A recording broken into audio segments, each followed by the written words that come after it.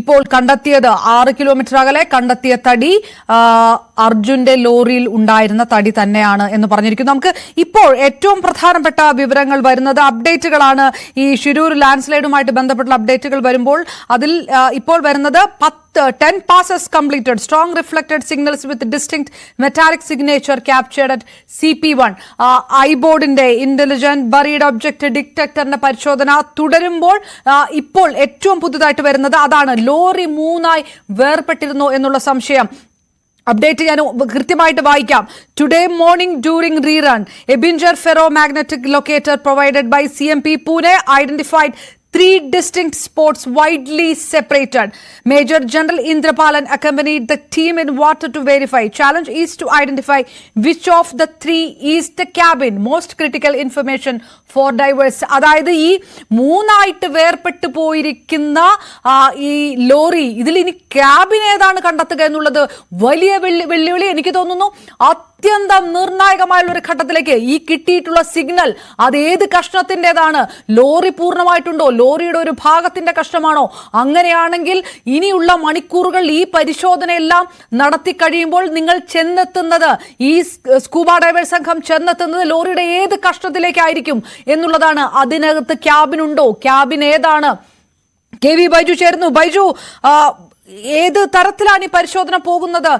അത്യന്തം നിർണായകമായിട്ടുള്ള ഒരു ഘട്ടത്തിലേക്ക് കടക്കുന്നു. ഈ 3ആയിട്ട് ലോറി വേർപെട്ട് എന്നുള്ള സംശയം അത് ഒരുപാട് ആശങ്കകളെ ഉണർത്തിവിടുന്ന ഒരു കാര്യമാണ്. ക്യാബിൻ എങ്ങനെ ഇനി കണ്ടെത്തും എന്നുള്ളൊരു ചോദ്യമുണ്ട്. വിവരങ്ങൾ എന്താണ് ബൈജു?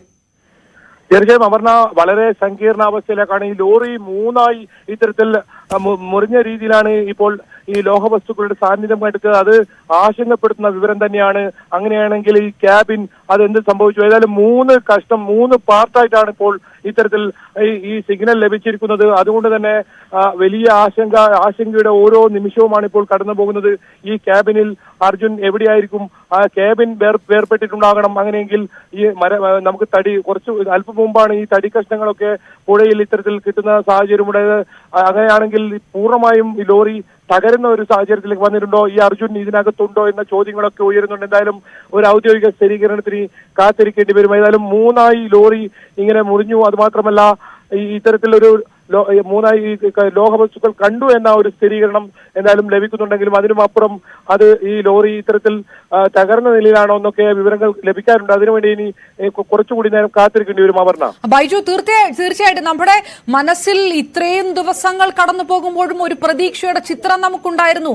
അത് ആ ലോറി വെള്ളത്തിനടിയിൽ പൂണ്ടുപോയ ലോറി, ആ ലോറിയെ പുറത്തെടുക്കാൻ കഴിയുക, ക്യാബിനകത്തേക്ക് അല്ലെങ്കിൽ ക്യാബിനടുത്തേക്ക് ഒഴുകിയെത്താൻ സ്കൂബ ഡൈവേഴ്സിന് കഴിയുക. അതിന് പകരം ഛിന്ന ഭിന്നമായി 3 കഷ്ണമായി പോയ ഒരു ലോറി എന്നുള്ളത് ഒരുപക്ഷെ നമ്മുടെ എല്ലാം മനസ്സിലുള്ള ചിത്രം തകരുകയാണ്.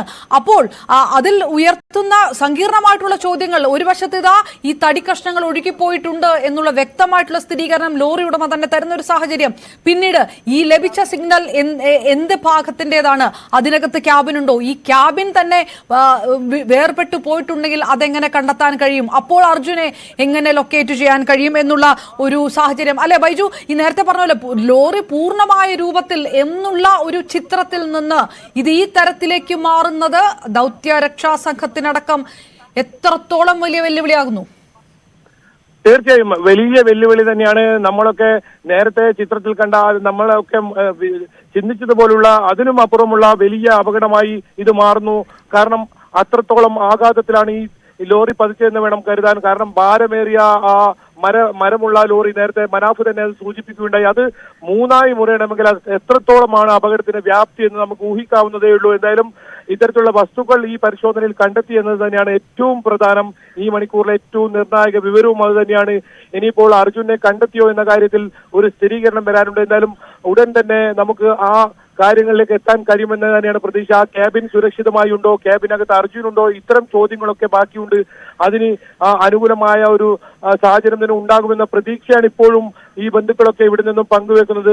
ഏതായാലും ജിതിൻ, ബന്ധു അവിടെ തന്നെ ഉണ്ട്, സംഭവ സ്ഥലത്ത് തന്നെ ഉണ്ട്. നമുക്ക് ഏതായാലും അതിന്റെ വിവരങ്ങൾ ഉടൻ തന്നെ ലഭിക്കുമെന്നാണ് നമ്മൾ പ്രതീക്ഷിക്കുന്നത്. അപർണ, ബൈജു, നമ്മൾ സംസാരിക്കുന്നത് പ്രതീക്ഷയിൽ നിന്നുകൊണ്ടാണ്, പ്രതീക്ഷയുടെ വാക്കുകളാണ് നമ്മൾ സംസാരിച്ചുകൊണ്ടിരിക്കുന്നത്. ബൈജു, ഇത്രയും സമയം, ഇത്രയും ദിവസങ്ങൾ അവിടെ നിന്ന് നിങ്ങൾ കഷ്ടപ്പെട്ട് റിപ്പോർട്ട് ചെയ്യുന്നത് പോലും ആ പ്രതീക്ഷയുടെ പുറത്തുനിന്ന് തന്നെയാണ്. ഇവിടെ നിന്ന് ഞാനും ആ തരത്തിൽ തന്നെയാണ് സംസാരിക്കേണ്ടത്. അപ്പോഴും ഞാൻ ചോദിക്കുകയാണ്, ചില യാഥാർത്ഥ്യങ്ങളുമായി പൊരുത്തപ്പെടേണ്ട ഒരു സാഹചര്യം. ഈ ലോറിയുടെ ക്യാബിൻ അതും വേർപെട്ടിട്ടുണ്ടെങ്കിൽ ഒഴുകിപ്പോകാനുള്ള ഒരു സാധ്യത, ഈ തടിക്കഷ്ണങ്ങൾ ഒരുപക്ഷെ ഒഴുകിപ്പോയിട്ടുണ്ടാവില്ല, ഇതിവിടെ തന്നെ ആഴ്ന്നു പോയിട്ടുണ്ടാകാം എന്നുള്ള നിരീക്ഷണങ്ങളെല്ലാം തെറ്റിയിരിക്കുന്ന ഒരു സാഹചര്യം, പൂർണ്ണമായിട്ട് ലോറി ഉണ്ടാകും എന്നുള്ള ആ ചിത്രം തെറ്റിയിരിക്കുന്ന ഒരു സാഹചര്യം. അതുകൊണ്ട് തന്നെ ഈ ക്യാബിൻ, ഈ പറയുന്ന സ്ഥലത്ത് ക്യാബിൻ ഉണ്ടോ, ഇത് കുത്തൊഴുക്കിൽ മാറിപ്പോകാനുള്ള സാഹചര്യം അതെല്ലാം ഉണ്ട്. അത് ആ ഒരു വെല്ലുവിളി എങ്ങനെ നേരിടും ബൈജു?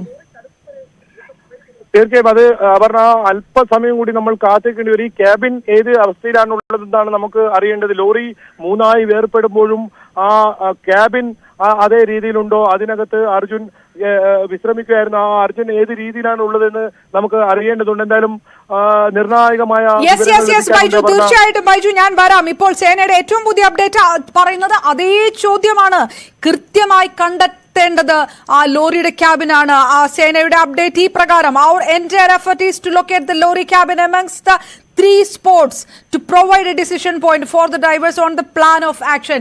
ഈ ഡൈവേഴ്സിന്, അവരുടെ സംഘത്തിന് നേരത്തെ മേജർ ജനറൽ ഇന്ദ്രപാലനൊക്കെ പറഞ്ഞു, കൃത്യമായ രൂപരേഖ ഇല്ലെങ്കിൽ ഇറങ്ങാൻ കഴിയില്ല, ഇറങ്ങുന്നവർക്ക് പോലും ജീവൻ നഷ്ടപ്പെടുന്ന ഒരു സാഹചര്യമുണ്ട്. അതുകൊണ്ട് ആദ്യം വേണ്ടത് കൃത്യമായ രൂപരേഖ, ക്യാബിൻ എവിടെയാണെന്ന് കൃത്യമായി അറിയണം, എന്നിട്ട് വേണം ഈ നീരൊഴുക്ക് നിയന്ത്രിക്കാൻ, ഈ അടിയൊഴുക്ക് നിയന്ത്രിക്കാൻ, എന്നിട്ട് വേണം സ്കൂബ ഡൈവേഴ്സിന് ഇറങ്ങാൻ. അങ്ങനെ ഒരു സാഹചര്യത്തിൽ നിൽക്കുമ്പോൾ ഇതാ വരുന്ന വാർത്ത എന്ന് പറയുന്നത് ഈ ലോറി തന്നെ 3ആയി സ്പ്ലിറ്റ് ആയി പോയി എന്നുള്ള വാർത്തയാണ്. അപ്പോൾ ഇനി ക്യാബിൻ എവിടെയാണെന്ന് കൃത്യമായി കണ്ടുപിടിച്ചതിന് ശേഷം മാത്രമാണ് ഇവർക്ക് നദിയിലേക്ക് അല്ലെങ്കിൽ ആഴത്തിലേക്ക് ഇറങ്ങാൻ കഴിയുക. അപ്പോൾ ഉയർന്ന പ്രധാനപ്പെട്ട ചോദ്യം, ഇപ്പോൾ കണ്ടെത്തിയിരിക്കുന്ന സിഗ്നൽ അത് ഏത് ഭാഗത്തിൻ്റെതാണ്?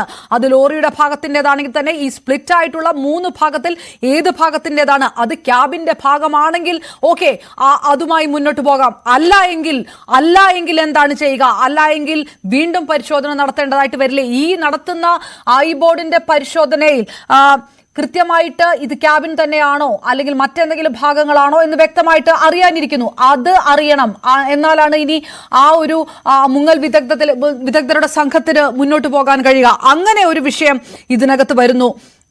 ഒരു പക്ഷേ കഴിഞ്ഞ ചില മണിക്കൂറുകളിലൊക്കെ ചില ആശങ്കകൾ ഉയർന്നപ്പോൾ, ഇതൊരിക്കലും ആശങ്ക പറയാനുള്ള സമയമല്ല, പ്രതീക്ഷയുടെ തന്നെ മണിക്കൂറുകളാണ്. എങ്കിലും ചില സമയത്ത് പറഞ്ഞിരുന്നു, ഒരു പക്ഷേ ഇത് ഒഴുകിപ്പോകാനുള്ളൊരു സാധ്യതയുണ്ടെങ്കിൽ, വാഹനം ഒഴുകിപ്പോയിട്ടുണ്ടാവില്ല, തടിയടക്കം ഒഴുകിപ്പോയിട്ടുണ്ടാവില്ല എന്ന് പറഞ്ഞിടത്താണ് ഈ 6 കിലോമീറ്റർ ദൂരെ തടി കഷ്ണം കണ്ടെത്തിയിരിക്കുന്നത്. അതല്ല, ഒഴുകിപ്പോയിട്ടുണ്ടാകാനുള്ള സാധ്യതയുണ്ടെങ്കിൽ ക്യാബിൻ അവിടെ ഉണ്ടാകണം. ഉണ്ടായിട്ടില്ല എങ്കിൽ അത് എങ്ങനെയാണ് ഒഴുകിപ്പോവുക? പുഴ ചെന്നെത്തുന്നത് കടലിലേക്ക്. അങ്ങനെ ഒരു സാഹചര്യം വന്നാൽ അത് വീണ്ടും എത്രയോ വലിയ വെല്ലുവിളിയായി മാറുന്നു എന്നുള്ള ഒരു സങ്കീർണമായിട്ടൊരു ചോദ്യം. എനിക്ക് ബൈജു അവിടെ നിൽക്കുമ്പോൾ, നിങ്ങൾ ഈ 10 ദിവസത്തോളമായി റൈറ്റ്, ബൈജുവിലേക്ക് വരാം.